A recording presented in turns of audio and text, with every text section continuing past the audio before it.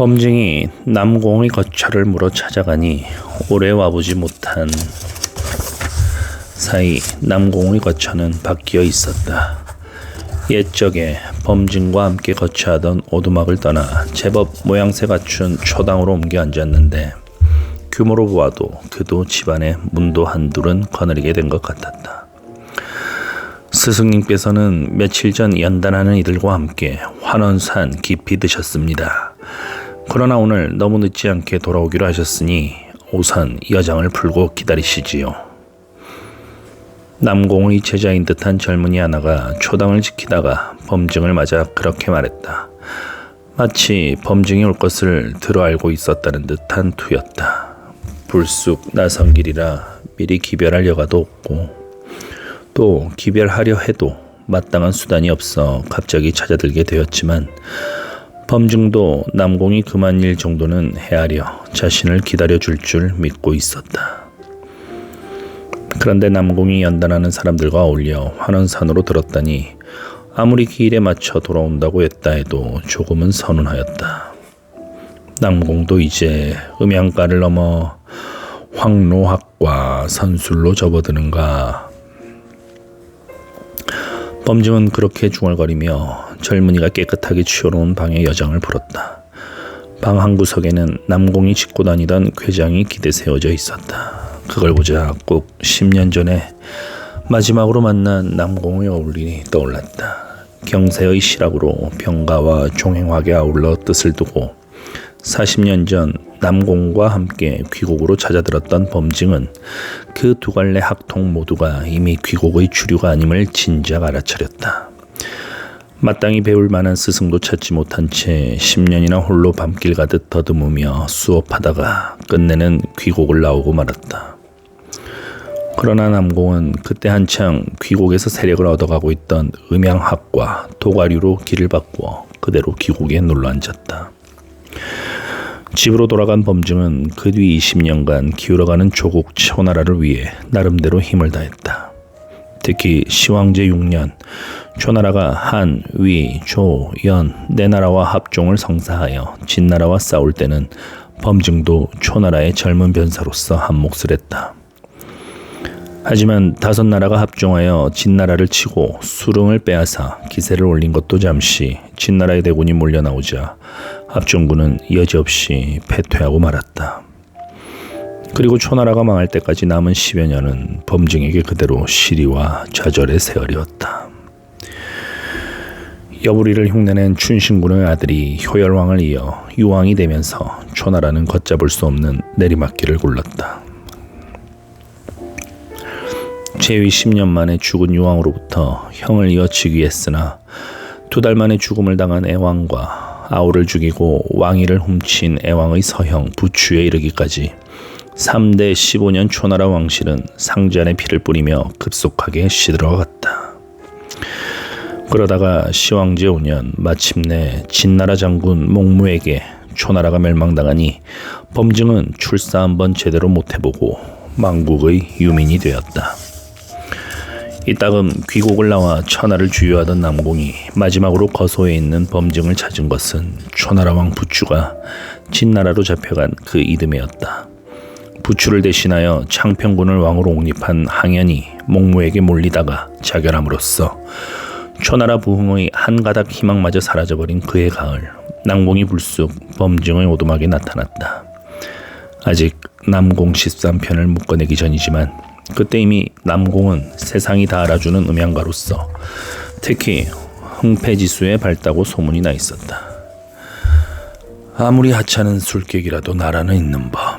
그런데 나는 두 눈 뻔히 뜨고 내 나라가 망하는 걸 보고만 있었으니 무슨 낯으로 이름을 따로 가지겠는가.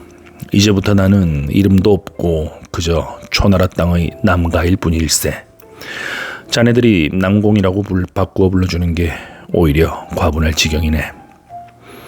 남공은 근엄한 방사의 차림에 걸맞지 않게 자괴와 비감에 빠져 그렇게 탄식했다. 하지만 한편으로는 듣기만 해도 가슴 뛰는 예언 또한 잊지 않았다.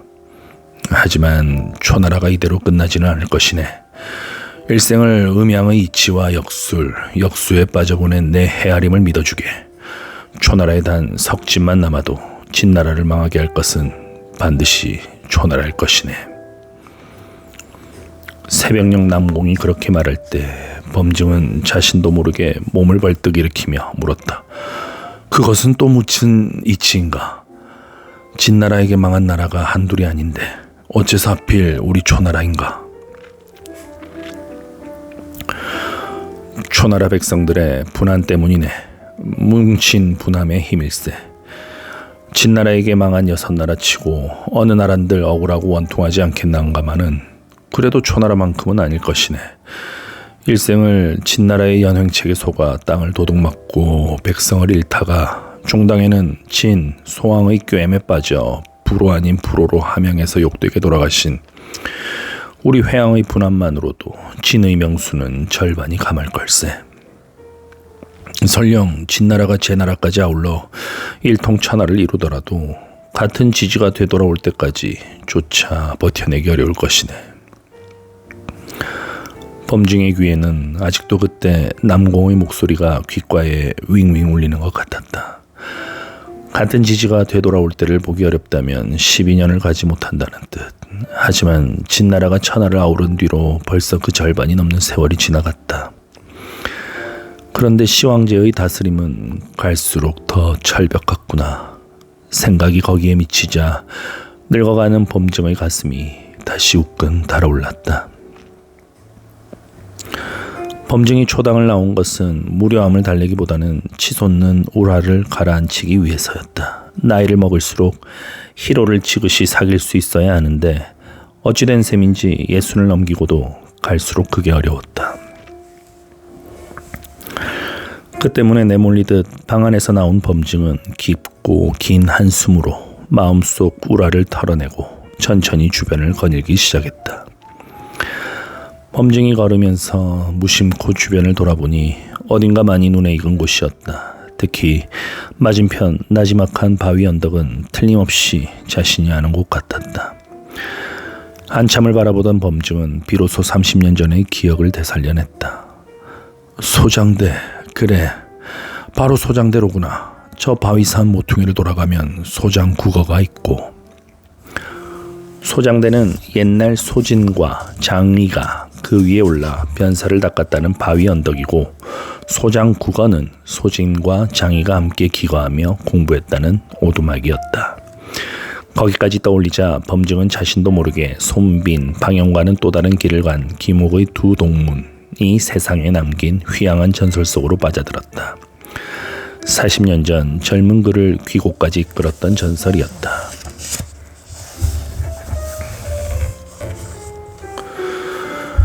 소진은 동주 낙양 사람으로 일찍이 종행의 뜻을 두고 동쪽으로 가서 귀곡자에게 배웠다. 장인은 위나라 사람인데 역시 유세를 익히고자 귀곡자를 찾아와 소진과 함께 가르침을 받았다. 그때 두 사람은 한 세대 전의 손빈과 방연처럼 한 집에 기거하며 친히 지냈고, 늙은 귀곡자도 그들을 귀하게 여겨 아낌없이 진전을 틀어놓았다고 한다. 뒷날까지 전하는 말로는 귀곡자에게서 배우기를 마치고 세상으로 나간 뒤에도 소진과 장이 모두 오랫동안 고단하고 외로운 시절을 겪었다고 한다. 그러다가 둘 중에서 흔히 소군으로 높여 부르는 소진이 먼저 빛을 보게 되었다. 세상의 모멸이 이끌어낸 분발 덕분이었다. 귀곡에서 나온 소진은 여러 해 천하를 돌며 제후들에게 유세하고자 했으나 아무도 그 말을 들어주지 않았다. 헛되이 세월과 재물만 버리고 빈손으로 돌아오자 형제와 처첩이 모두 소진을 비웃었다. 그걸 부끄럽고 비참하게 여긴 소진은 그날부터 방문을 닫아 걸고 다시 책에 파묻혔다. 그 중에 특히 주서를 찾아내어 읽었는데 졸리면 송곳으로 허벅지를 찔러 피가 무릎을 적셨다. 주서 음부는 태공음부라고도 하며 원래 병가의 책이나 소진은 그걸 통해 기국자에게서 들은 최마의 묘리글을 한층 깊이 깨쳤다. 손빈과 방연이 귀곡자에게서 병가를 익힌 것과 같은 이치이다. 한 해가 지나 자신을 되찾은 소진은 다시 전국 치롱을 두루 찾아다니며 유세를 펼쳤다. 하지만 이번에도 시작은 그리 순탄하지 못했다. 그는 먼저 주 현왕을 찾아갔으나 받아들여지지 않았고 다시 진나라 해왕을 찾아가 천하를 병탄할 수 있는 계책을 올렸으나 역시 점잖게 거절당했다. 나래와 기시 다 자르지 않으면 새는 날 수 없는 법이요. 아직 이 나라를 다스리는 이치도 밝게 알지 못하는데 어찌 남의 나라를 겸병할 수 있겠소. 상왕을 죽인 지 얼마 안 되는 해왕은 그때까지도 여러 나라를 유세하며 돌아다니는 변사들을 좋게 보지 않았다. 소진이 세 번째로 찾아간 조나라에서도 그리 좋은 꼴은 보지 못했다. 조나라의 실권을 잡고 있는 봉양군이 가로막아 소진은 조나라 군주를 만나보지도 못하고 연나라로 가야 했다. 연나라에 가서도 소진의 유세는 쉽게 풀리지 않았다. 한 해가 지나도록 이리저리 연주를 대고서야 겨우 연나라 군주인 문후를 만나볼 수 있었다. 소진은 문후에게 연나라의 지리와 물력을 자세히 따져 말한 뒤에 조나라와의 합종을 권했다. 이번에는 소진의 유세가 먹혀들었다. 우리나라는 작아서 서쪽으로는 강대한 조나라가 핍박하고 남쪽으로는 제나라가 길게 닿아 있어. 그대가 만약 합종으로 우리 연나라를 평온케 해줄 수 있다면 과인은 온 나라를 들어 그대의 뜻을 따를 것이오. 연나라 문후가 그러면서 좋은 수레와 말에다 유세에 있을 재물을 넉넉히 내보고 조나라로 보냈다. 그 무렵 마침 봉양군이 죽어 이번에는 조나라 군주인 수쿠를 만나볼 수 있었다. 소진은 수쿠 앞에서 진나라와 함곡관 동쪽 6나라의 형세와 득실을 헤아려 보인 뒤에 비로소 원대한 합종책의 전모를 밝혔다. 한마디로 서쪽의 강대한 진나라에 대항하여 동쪽에 남북으로 길게 늘어서 있는 6나라 연, 조, 한, 위, 제, 초나라가 서로 동맹을 맺어야 한다는 주장인데 이름을 합종책으로 한 까닭은 남북을 세로로 보아서였다.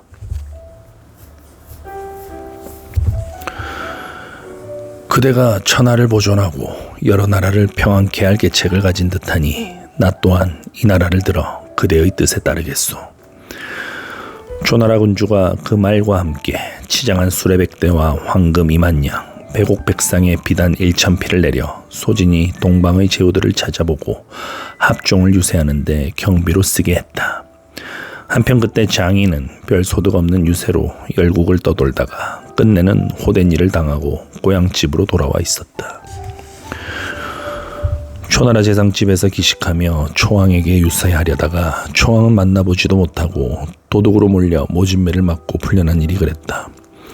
겨우 병신을 면하고 집으로 엉금엉금 기어들어온 장이가 아내에게 입을 벌려 보이며 물었다.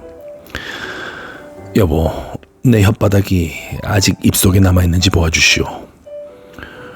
혀는 붙어있는 것 같은데요. 아내가 어이없어 웃으며 그렇게 대답하자 방금 다 죽어가는 것처럼 비실거리던 장이가 툭툭 털고 몸을 일으키며 말했다. 그럼 됐소. 혀만 남아있다면 얼마든지 다시 시작할 수 있어. 그리고 집에서 쉬며 피폐해진 몸과 마음을 가다듬었다. 그때 소진이 몰래 보낸 사람이 장이를 찾아와 말했다. 선생께서는 소진과 함께 같은 스승에게서 배웠고 예전에는 서로 사이도 좋지 않았습니까? 지금 소진은 제후들의 믿음을 크게 출세하였습니다. 어째서 그를 찾아가 도움을 요청하지 않으십니까? 장인은 그 말을 듣고 소진을 찾아갔다. 하지만 찾아온 손비를 맞던 방영과는 달리 소진은 처음부터 장인을 한껏 푸대접한 뒤에 모진말로 나무라기까지 하며 내쫓았다.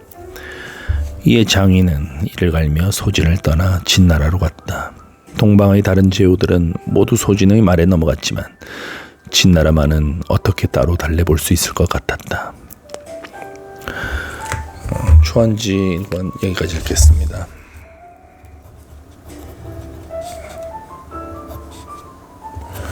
네, 하시는 일 모두 잘 되실 겁니다. 안녕히 주무십시오.